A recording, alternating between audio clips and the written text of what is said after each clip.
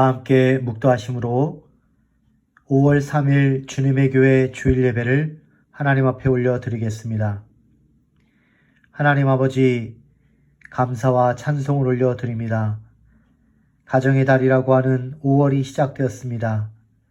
아직도 코로나의 문제는 여전히 남아있지만 그러나 주님께서 함께 하셔서 각 가정이 평안과 기쁨이 넘치는 가정이 되게 하시고 우리 모두가 이웃을 생각하며 중보하고 기도하며 이 어려운 시간을 잘 지나갈 수 있도록 하나님 인도하여 주시옵소서. 이 시간의 예배 가운데 주님의 이름이 높임을 받으며 하나님의 영광이 드러나기를 소망하오며 예수님의 이름으로 기도 올렸습니다. 아멘. 다 같이 나는 예배자입니다. 찬양 올리겠습니다.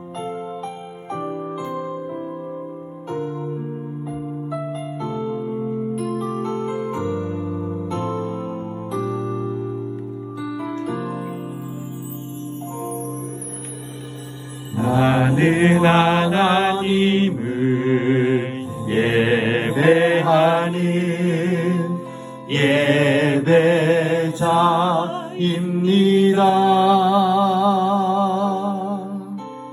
내가 서 있는 곳 어디서나 하나님을 예배합니다. 내 영혼 거룩한 은혜를 향하여 내 마음 완전한 하나님 향하여 이곳에서 바로 이 시간 하나님을 예배합니다. 나는 하나님을 예배하는 예배자입니다.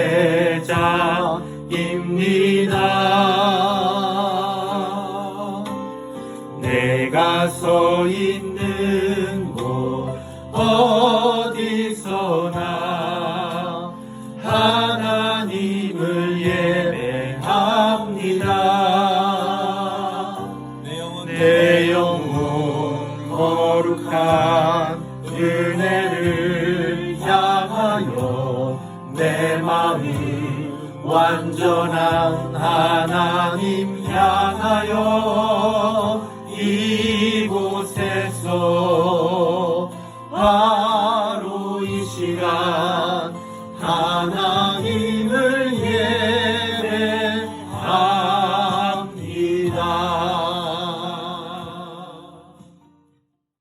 오늘 함께 봉독하여 올리실 교독문은 56번 시편 128편입니다.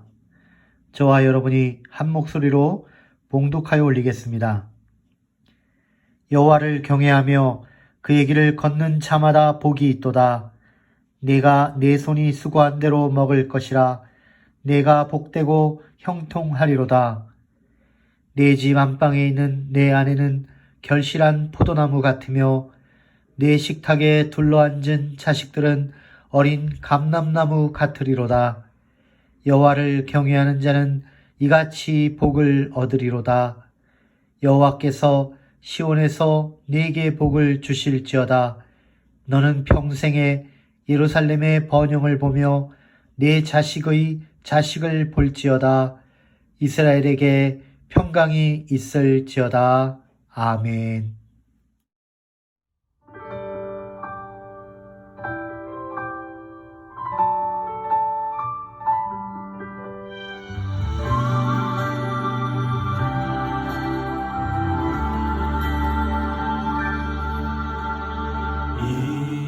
이곳에 생명샘 솟아나 눈물 골짝 지나갈 때에 머잖아 열매 맺지 맺히고 웃음소리 넘쳐나리라.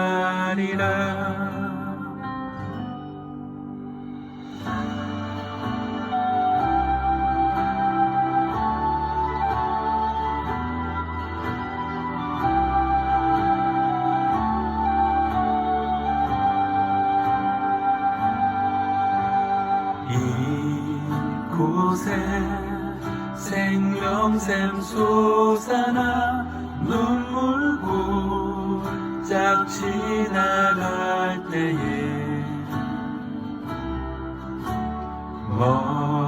머자나 열매 맺히고 웃음소리 넘쳐나리라.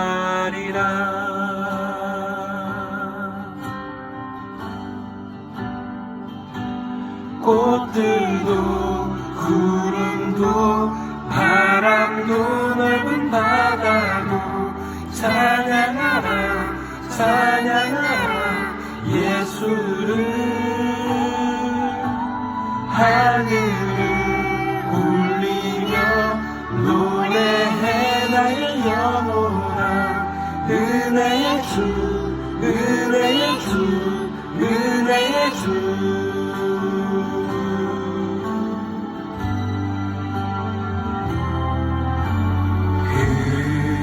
그날에 하늘이 열리고 모든 이가 보게 되리라. 마침내 꽃들이 피고 영광의 주가 오시리라.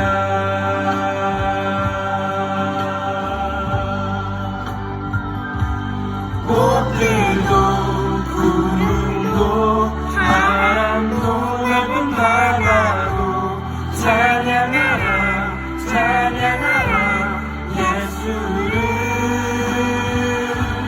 하늘을 울리며 노래해 나의 영혼아. 은혜의 주 은혜의 주 은혜의 주. 꽃들도 구름도 바람도 넓은 바다도 찬양하라 찬양하라 예수를. 하늘을 울리며 노래해 나의 영혼아. 은혜의 주 은혜의 주 은혜의 주. 하나님께 찬양과 예배 올릴 수 있게 해주셔서 감사합니다. 지금은 모두가 힘든 상황에 있는 날들이지만 그 속에서 하나님의 말씀을 더욱 집중해서 묵상하고 기도드리는 저희가 되기를 원합니다. 언제 끝날지 모르는 이 상황이 너무나 두렵고 걱정이지만 하나님께서 진정으로 우리에게 말씀하시는 게 무엇인지 진지하게 생각하며 그 바른 길로 가는 저희가 되도록 인도하여 주세요. 세계 곳곳에 그리고 우리 주위에 힘들고 괴로운 모든 이웃을 위해 기도합니다. 그리고 최전선에서 열심히 일하시는 의료진들을 위해 기도합니다. 그 힘들고 두려운 마음들 알아주시고 단단하게 붙잡아 주세요. 감사한지 모르고 지나쳤었던 지난 날들을 반성합니다. 그 전의 일상으로 하루빨리 돌아가기를 간절히 원합니다. 저희를 불쌍히 여기시어 이 기도를 들어주세요. 이런 힘든 상황 속에서도 감사를 찾을 수 있는 마음들이 되도록 하여 주시옵고 주위를 돌아보는 여유롭고 따뜻한 마음의 공동체가 되기를 원합니다. 이 모든 말씀 주 예수 그리스도의 이름으로 기도드립니다. 아멘. 오늘 주시는 하나님 말씀을 함께 읽겠습니다. 오늘 말씀은 요한복음 13장 1절에서 11절입니다. 복음은 생명이다 51번째 시간으로 주님은 끝까지 사랑하십니다 라는 제목으로 말씀을 봅니다. 1절부터 함께 봉독하겠습니다. 6월절 전에 예수께서 자기가 세상을 떠나 아버지께로 돌아가실 때가 이른 줄 아시고 세상에 있는 자기 사람들을 사랑하시되 끝까지 사랑하시니라.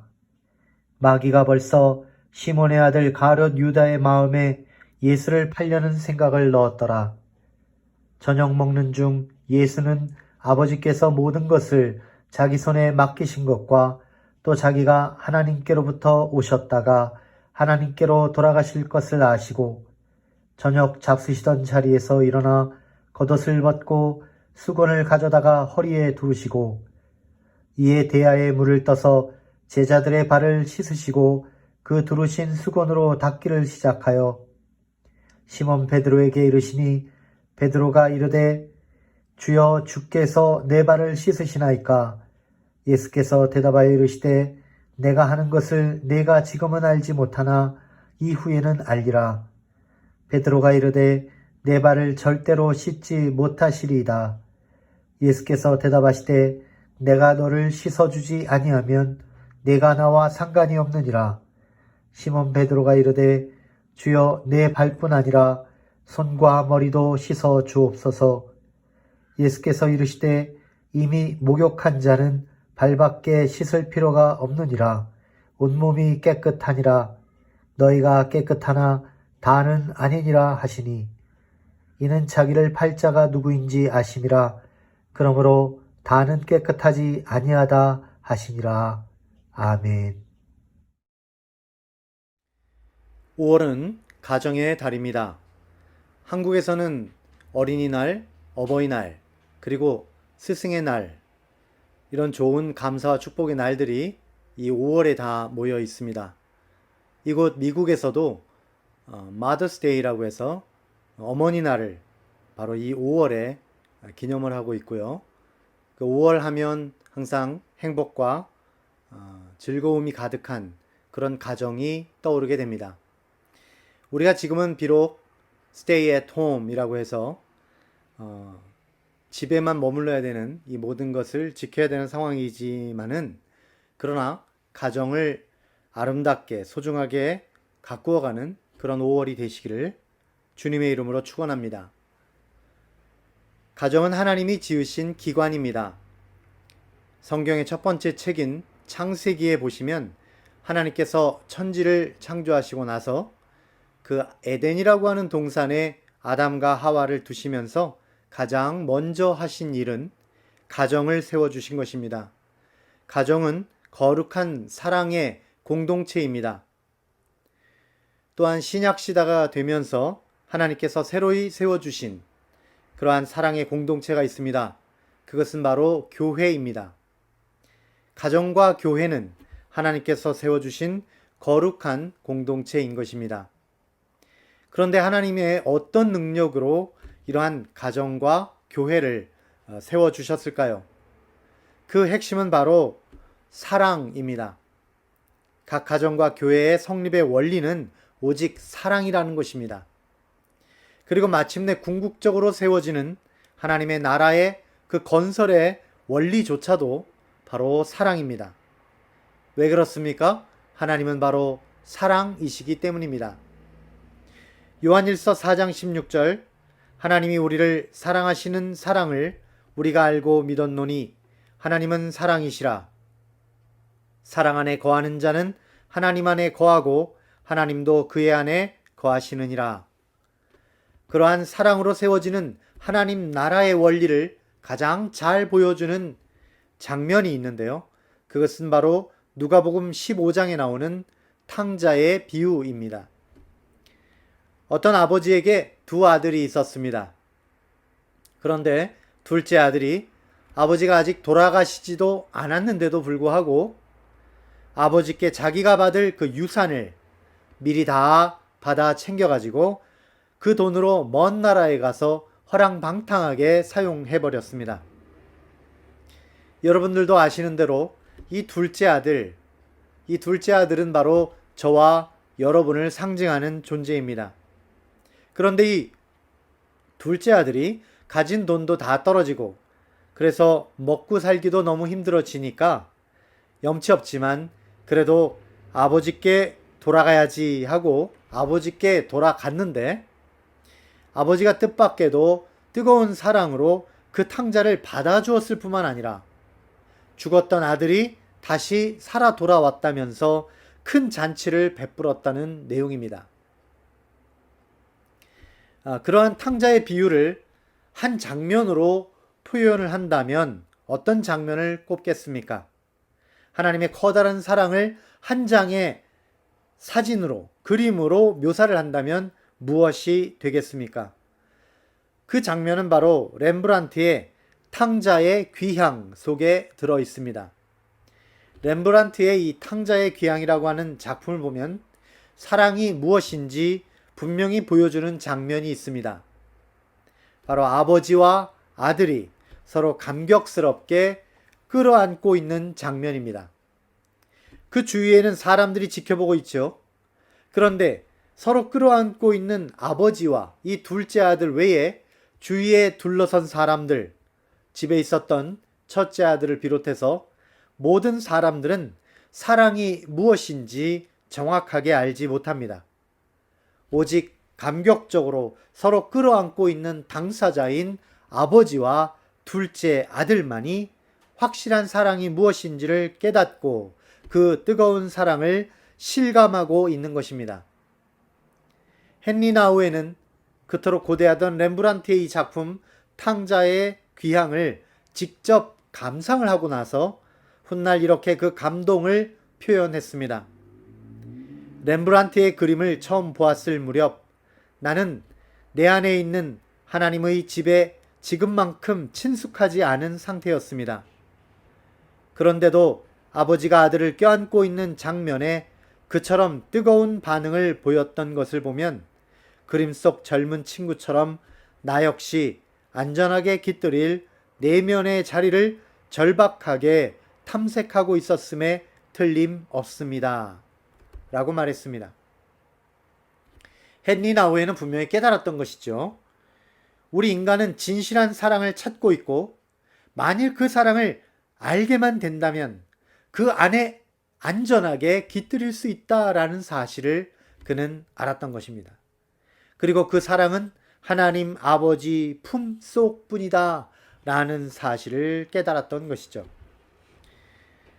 그러므로 우리들도 이와 같은 사랑의 장면의 한 주인공이 되기를 원하는데요. 이 사랑의 장면에는 우리가 사랑의 두 가지 속성을 깨닫게 됩니다. 이 속에는 반드시 들어있는 사랑의 속성, 그 두 가지는 첫 번째는 영원성입니다. 하나님 아버지의 사랑은 한 번도 변한 적이 없습니다. 그래야 사랑 안에 들어간 하나님의 백성들, 곧 그 자녀들인 우리들도 영원히 그 사랑을 누릴 수 있는 것이죠. 만일 그 사랑이 쉽게 변해버릴 수 있다. 우리들이 하는 것처럼 그냥 쉽게 변하는 사랑이다. 그렇다면 우리는 안심하고 그 사랑에 깃들일 수가 없는 것입니다. 사랑의 두 번째 특성은 바로 방향성입니다. 사랑은 결코 자기가 자기 자신만을 사랑하는 것이 아닙니다. 사랑은 바로 다른 인격에 대해서 사랑하는 것입니다. 아버지는 아들을 사랑합니다. 아들은 아버지를 사랑합니다. 하나님 아버지의 그 사랑은 결코 자기 자신을 향한 것이 아니라 우리를 향하신 것입니다. 그러므로 우리들을 하나님의 자녀들이라고 하는 우리들도 그 우리들이 하는 사랑이라는 것은 하나님을 사랑하고 이웃을 내 몸과 같이 사랑하는 바로 다른 인격을 향한 사랑, 곧 방향성을 가져야 한다는 것입니다. 바로 이러한 사랑의 속성 중에서 하나님의 사랑의 그 영원성과 우리를 향한 방향성을 보여주는 구절이 있습니다. 그것이 바로 오늘 본문 말씀 요한복음 13장 1절입니다. 유월절 전에 예수께서 자기가 세상을 떠나 아버지께로 돌아가실 때가 이른 줄 아시고 세상에 있는 자기 사람들을 사랑하시되 끝까지 사랑하시니라. 예수님은 우리를 사랑하시되 끝까지 사랑하신 것입니다. 그 사랑은 영원합니다. 그러므로 우리가 주님의 그 사랑을 의심할 필요가 전혀 없고 또 의심할 여지도 없는 것입니다. 방향성에 있어서도 하나님께서 우리를 향한 그 사랑은 분명한 것이죠. 그런데 문제는 여기 있습니다. 바로 우리 쪽에서 주님을 향한 사랑의 방향성이 바로 되어 있느냐 하는 것입니다. 우리들의 사랑이 향하는 방향성에는 두 가지 길이 있는데요. 그 하나는 자기 자신만을 사랑하는 것이고, 또 하나는 하나님 사랑, 이웃 사랑이라고 하는 외향적으로 그 사랑이 방향성을 갖는 것입니다. 자기 자신만 사랑하는 사람의 말로 그 마지막은 어떻게 되는지를 보여주는 대표적인 인물로 가룟 유다가 나옵니다. 그것이 오늘 본문 말씀 2절에 나오지요. 마귀가 벌써 시몬의 아들 가룟 유다의 마음에 예수를 팔려는 생각을 넣었더라 라고 말씀합니다. 이 가룟 유다는 나름대로 열심히 살아간 사람입니다. 이스라엘의 독립을 이루고자 하는 그러한 과격단체에도 참여해서 그 단체에서 활동을 해보았습니다. 뿐만 아니라 예수님이 뭔가 이스라엘을 위해서 위대한 일을 하실 것이다 생각하고 그 제자로 들어가서는 그 모임에서 돈주머니를 맡을 만큼 명석한 사람이기도 했습니다. 그러나 이 가룟 유다의 문제는 무엇입니까? 독립전쟁에 참여하라고 했던 그것도 결국은 자신의 명예와 자신의 지위, 자기가 앞으로 높은 자리에 서기 위한 것이었고, 돈 관리를 한 이유도 그 돈에서 얼마를 도둑질하기 위해서였다는 것입니다. 예수님을 팔아먹은 이유도 다 자기 자신을, 그 재산을 불리기 위해서였다는 것이죠. 모든 것이, 그의 행동 속에는 모든 것이 다 자기 중심적이었습니다. 그의 결국은 자기와 똑 닮은 마귀의 뜻에 따라 갈 수밖에 없었던 것입니다. 그러나 사랑의 바른 속성과 방향성을 따라서 우리가 하나님을 사랑하고 이웃을 사랑하는 사람이 된다면 우리들이 곧 무엇이 되느냐? 바로 하나님의 거룩한 신부인 교회가 되는 것입니다. 예수 그리스도를 신랑으로 모신 그의 신부, 교회가 되는 것이죠. 여기서 거룩하다는 것, 이것은 곧 깨끗하다는 것을 뜻합니다. 예수님의 피와 물로 씻어 깨끗해진 것입니다. 하늘의 별과 같이 아름답게 빛나는 존재가 되는 것이죠. 이렇게 거룩한 신부인 교회의 모습이 무엇인가를 보여주기 위해서 하나의 대표적인 인물이 등장하게 되는데, 그가 바로 베드로였습니다. 시몬 베드로, 피터죠. 오늘 말씀을 통해서 우리가 거룩한 신부가, 이 교회가 되는 것은 어떤 과정을 거치게 되는가 하는 것을 이 베드로를 통해서 알아보도록 하겠습니다. 먼저 배경을 살펴보게 되면 예수님께서 십자가를 지시기 전날 밤에 제자들 모아놓고 유월절 식사를 하실 때에 이 세족식을 하는 장면이 나옵니다. 제자들은 아직 사랑이 무엇인지 잘 모르지 않아요? 그래서 예수님께서 제자들에게 사랑이 무엇인지 분명히 가르쳐주고, 또 지도자는 어떻게 살아야 하는지를 알려주기 위해서 예수님은 이 세족식이라고 하는 퍼포먼스를 하신 것입니다. 3절 말씀입니다. 저녁을 먹는 중 예수는 아버지께서 모든 것을 자기 손에 맡기신 것과 또 자기가 하나님께로부터 오셨다가 하나님께로 돌아가실 것을 아시고, 4절과 5절 말씀, 저녁 잡수시던 자리에서 일어나 겉옷을 벗고 수건을 가져다가 허리에 두르시고 이에 대야에 물을 떠서 제자들의 발을 씻기시고 그 두르신 수건으로 닦기를 시작하여. 예수님은 이제 십자가와 부활이라는 자신의 모든 사명을 이루시고 나서 하늘나라로 돌아가게 되실 것을 아셨습니다.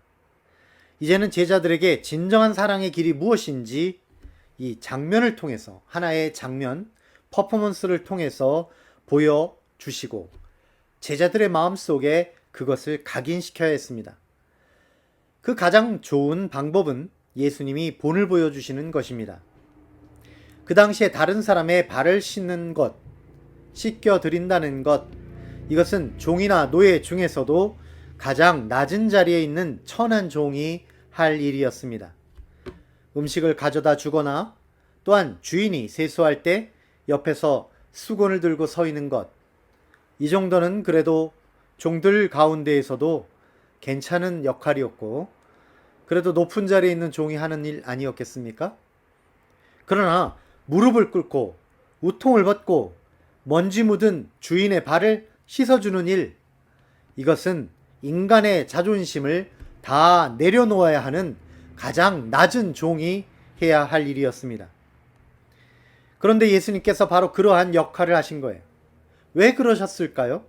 이것이 진짜 참다운 사랑이다 라는 것입니다. 다른 사람의 허물을 덮어주고, 다른 사람의 고통을 대신 담당하고, 다른 사람을 불쌍히 여기고, 다른 사람을 위해서 자신을 낮추고 희생하는 그것이 바로 진실한 사랑이며, 그 일을 이루는 것이 예수님이 이 땅에 오신 진짜 이유라는 사실, 이것을 가르쳐 주기 위해서 세족식을 통해서 보여주신 것입니다. 그런데 그때 베드로의 차례가 되면서 어떤 일이 벌어졌습니다. 베드로는 주님이신 예수님께서 자기 발을 씻겨주신다? 이게 너무나 이해가 되지 않고 또 황송하고, 그래서 강력하게 이것을 거부하게 됩니다. 그러면서 그 부분을 읽는 우리들의 마음속에 깨끗한 믿음과 거룩한 사랑이 무엇인지에 대한 더 깊은 의미를 우리들로 깨닫게 해주는 것이죠. 6절로부터 8절까지를 읽겠습니다. 시몬 베드로에게 이르시니 베드로가 이르되 주여 내 발을 씻으시나이까? 예수께서 대답하여 이르시되 내가 하는 것을 네가 지금은 알지 못하나 이후에는 알리라. 베드로가 이르되 내 발을 절대로 씻지 못하시리이다. 예수께서 대답하시되 내가 너를 씻어주지 아니하면 내가 나와 상관이 없느니라. 그러니까 9절에서 시몬 베드로가 이르되 주여 내 발뿐 아니라 손과 머리도 씻어 주옵소서. 베드로는 성격이 너무나 급하고 적극적이어서 실수도 많이 하고 너무 행동이 앞서는 경향이 있습니다. 어떻게 보면 인간적으로 약점이나 실수가 있다는 것이죠. 그러나 우리는 베드로에게 고마운 마음이 있습니다. 왜냐하면 베드로 덕분에 하나님 나라의 더 깊은 세계와 그 비밀에 대해서 주님이 가르쳐 주시는 그 가르침을 전해 들을 수 있는 기회가 생겼기 때문입니다. 자, 예수님께서 가르쳐 주신 믿음과 사랑에 대한 더 깊은 진실, 그것은 무엇입니까? 우리가 반드시 자기 자신에게 물어야 하는 질문, 그것은 무엇입니까? 두 가지로 우리가 물어볼 수가 있겠습니다.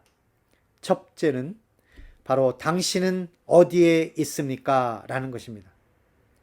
여기에서는 이 목욕이라고 하는 것이 나오는데, 목욕은 바로 신앙 고백을 말합니다. 10절 말씀을 읽겠습니다. 예수께서 이르시되 이미 목욕한 자는 발밖에 씻을 필요가 없느니라. 온몸이 깨끗하니라. 너희가 깨끗하나 다는 아니니라 하시니. 예수님이 본을 보여주시는 이 세족식에 대하여 베드로가 거부를 하니까 예수님은 이러한 나의 본을 따르지 않는다면 너는 나와 상관이 없다 라고 단호하게 말씀하셨습니다. 그러자 덜컥 마음이 약해진 베드로는 이 세족식의 진짜 의미는 생각하지 못한 채 손이고 머리고 다 씻어주세요 하고 요청을 한 것입니다. 그러자 주님은 이러한 씻음이 구원을 주는 어떤 주술적인 행위, 그런 것이 아니라는 것을 명백하게 말씀하신 것이죠. 사람들은 착한 행실로 자신이 깨끗해진다고 생각합니다. 그리고 우리의 많은 착한 행실과 어떤 특별한 행위가 우리를 깨끗하게 하게 한다라고 착각하기 때문에 그러한 일들에 우리가 빠져들게 됩니다. 그러나 아무리 착한 행실을 한다고 하더라도, 어떤 특별한 행위를 한다고 하더라도 우리의 거짓되고 더러운 본성을 깨끗하게 할 수는 없습니다. 그것은 오직 예수 그리스도의 거룩한 피로만 되는 것입니다. 나를 위해 피 흘리신 죄 없으신 주님을 나의 주님으로 받아들이고 주님을 믿습니다. 주님을 나의 심장에 모셔드립니다. 라고 하는 이 신앙 고백을 할 때에만이 우리가 진실로 깨끗하게 되는 것입니다. 우리는 주님의 거룩한 신부인 교회가 될 수 있는 것입니다. 바로 그 점이 목욕하는 것이다 라는 것이죠. 예수님께서는 이미 목욕한 사람은 발을 씻을 필요가 없다라고 말씀하시면서 이 목욕이라고 하는 것은 너의 어떠한 다른 행위가 아니라 바로 네가 나를 주님으로 모셔드린 그 믿음이 바로 목욕이다 라고 말씀하신 것입니다. 그러므로 온몸이 깨끗하여진 것이죠. 이것을 어떤 비유로 말하여야 우리가 잘 이해할 수 있을까요? 이는 마치 두 사람의 남녀가 아무리 배경이 좋고 인물이 좋고 행실이 좋다고 해도 그것으로 두 사람이 부부가 될 수는 없다는데 문제가 있다는 것입니다. 어떻게 두 사람이 서로를 향한 사랑의 고백을 하고 그리하여 하나가 될 수 있을까요? 바로 두 사람이 결혼하겠다라고 하는, 결혼하시겠습니까? 라고 했을 때 Yes, I do. 네, 내가 이 사람과 결혼하겠습니다. 라고 하는 이 고백을 할 때 두 사람이 진정으로 백년해로하는 부부가 되는 것과 같습니다. 물론 결혼 전에 어떤 잘못이나 실수가 있다고 하더라도 신랑이나 신부는 그 부분을 사랑으로 다 용서하고 Yes, I do 라고 말할 수 있습니다. 그렇게 하면 그 두 사람이 서로 하나가 되는 것입니다. 사랑은 허다한 허물을 덮는 것이고 우리를 향한 그 하나님의 그 크신 사랑을 믿고 주께 우리 자신을 맡겨드리는 것, 그것이 우리의 믿음이요 또한 두 사람의 결혼과 같은 것입니다. 하나님께서는 우리가 잘못한 것이 있겠죠. 우리가 못난 부분도 있겠지요. 그러나 그 모든 것을 이미 용서하셨습니다. 그리고 우리를 향한 사랑으로 말씀하신 거예요. 내가 너를 사랑한다. 내가 너를 위하여 죽노라. 우리가 할 일은 무엇입니까? 딱 하나입니다.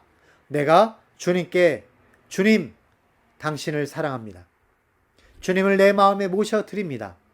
그렇게 고백하는 것, 이것이 믿음이요. 이것이 바로 지금 주님이 말씀하신 목욕의 진짜 뜻인 것입니다. 그렇게 보면 우리가 렘브란트의 그림, 이 탕자의 귀향이라고 하는 그 그림 속에서 보면 저나 여러분의 위치는 어디입니까? 아버지 품 안에 있는 탕자, 그 둘째 아들입니까? 그래서 내가 이전에는 잘못했고 이전에는 부족했지만 그러나 내가 무조건 아버지를 사랑합니다. 아버지께 돌아옵니다. 하고 그렇게 안겼던 둘째 아들의 자리입니까? 아니면 아버지 옆에 있었음에도 불구하고 왜 아버지가 이렇게 하는 걸까? 왜 아버지는 이런 식으로 사는 걸까? 라고 하며 옆에 서서 하나님 아버지의 그 사랑을 알지 못하고 방관자로 서 있던 그 첫째 아들이나 혹은 다른 구경꾼들의 위치입니까? 내가 어느 자리에 서 있는지를 우리가 잘 생각해보고 질문해야 할 것입니다. 두 번째 질문은 이것입니다. 당신은 누구의 발을 씻겠습니까? 라는 것입니다. 오늘 본문 말씀을 보시면서 과연 나는 누구의 발을 씻어 줄 것인가? 라는 질문을 하지 않을 수 없습니다. 여기서 발을 씻는다는 것은 바로 섬김의 행실을 말합니다. 10절 말씀을 읽겠습니다. 예수께서 이르시되 이미 목욕한 자는 발밖에 씻을 필요가 없느니라. 온몸이 깨끗하니라. 너희가 깨끗하나 다는 아니니라 하시니.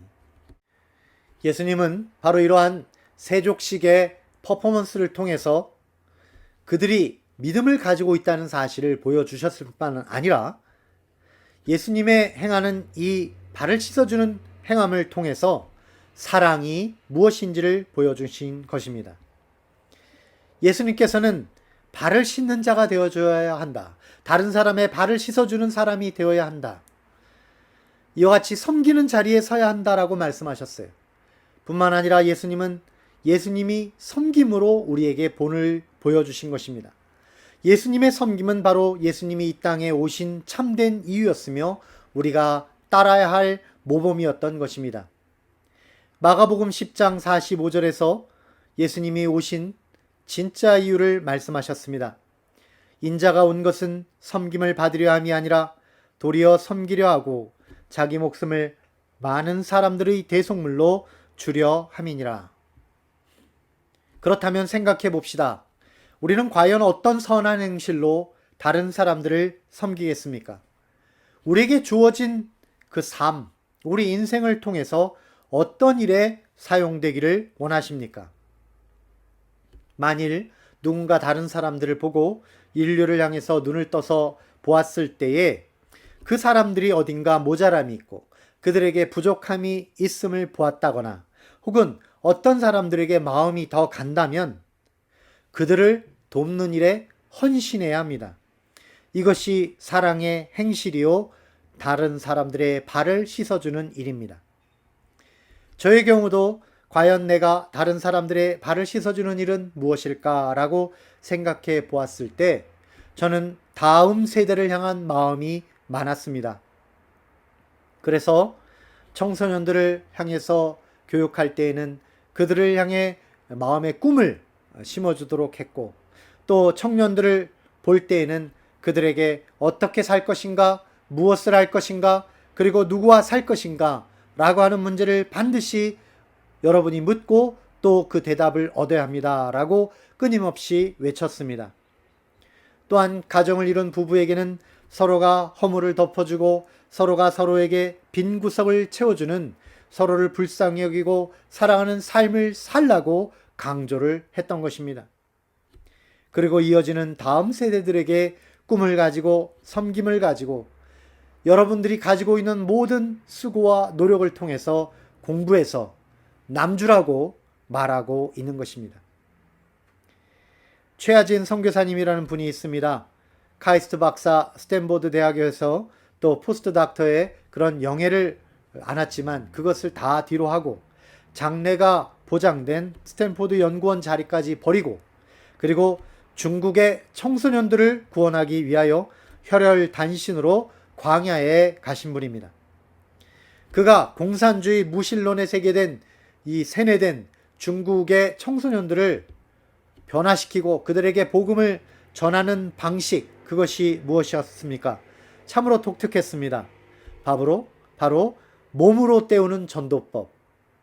그들을 그 허름한 아파트에 10명이 넘는 그 청소년들을 다 불러다가 재우고 먹이고 하면서 그들을 가르치면서 정말 정성과 사랑을 다해 가르치는 것이 그의 한 일이었습니다. 그 제자들이 어떻게 되었습니까? 훗날 최하진 선교사님이 중국의 열방학교를 세우는데 큰 힘이 되는 중국의 훌륭한 지도자들이 되었습니다. 또한 중국과 세계 그리고 북한까지 복음의 용사들이 더욱 준비될 수 있도록 이 선교사님의 사역은 계속해서 지금도 확장되고 있는 것입니다.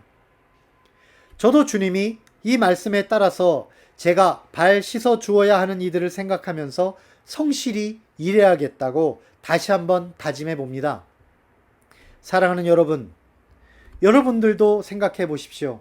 내가 발 씻어 주어야 하는 그 어려움에 빠진 사람들은 누구인지 잘 생각해 보시고 잘 섬겨 주시기를 바랍니다. 야고보서 1장 27절에서 하나님 아버지 앞에서 정결하고 더러움이 없는 경건은 곧 고아와 과부를 그 환난 중에 돌보고 또 자기를 지켜 세속에 물들지 아니하는 그것이니라. 야고보 사도가 우리들에게 강조하는 바로 이 말씀이 여러분들의 비전이요 꿈이 되시기를 바랍니다. 사랑하는 여러분, 5월은 가정의 달입니다. 여러분의 가족을 먼저 사랑하십시오. 그리고 서로 발을 씻어 주십시오. 큰 의미에서 가족이 되는 하나님 나라의 지체들, 그 모두를 사랑하시길 바랍니다. 그리고 교회를 섬기십시오. 이웃을 도와주십시오. 온 인류는 한 분 하나님의 창조로 시작된 형제 자매입니다. 인류를 위해 섬기고 봉사할 일은 무엇인지를 찾아보십시오. 그것이 여러분들의 사명이요, 여러분들의 꿈이요, 여러분들이 앞으로 살아가면서 바라보아야 할 그런 사랑의 방향성입니다. 그리고 그들의 더럽고 누추해진 발을 씻어주는 종의 자리에 앉아서 봉사하는 삶을 사는 저와 여러분 다 되시기를 주님의 이름으로 축원드립니다. 그것이 바로 영원하고도 올바른 방향성을 가진 하나님의 삶을 사는 길인 줄로 믿습니다. 기도하겠습니다. 살아계신 하나님 아버지, 주님께서 저희들에게 허락하신 가정들을 더욱 거룩하고 행복한 자리가 되게 하옵소서. 남편은 아내를, 아내는 남편을 더욱 사랑하게 하여 주옵소서. 부모는 자녀를, 자녀는 부모를 더욱 따뜻하고 깊이 사랑하도록 인도하여 주옵소서. 예수께서 제자들의 발을 씻어 주심과 같이 우리들도 서로가 발을 씻어 줌으로 주를 따르는 인생이 되게 하소서.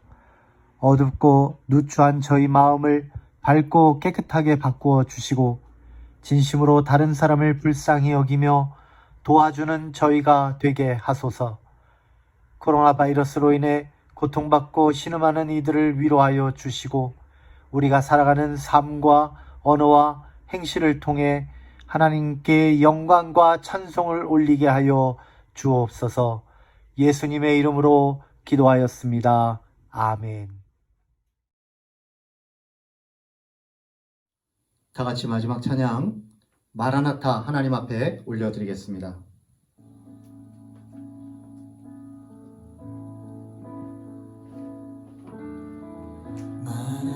마라나타 주 예수여 어서 오시옵소서. 땅의 모든 끝 모든 족속 주를 찬송하게 하소서. 마라나타 주 예수여 어서 오시옵소서. 모든 영광이 주께 돌아와 춤추며 경배하게 하소서. 우리 주님 다시 오실 길을 만들자. 십자가를 들고 땅끝까지 우린 가리라. 우리 주님 하늘 영광 온 땅 덮을 때 우린 땅끝에서 주를 맞으리.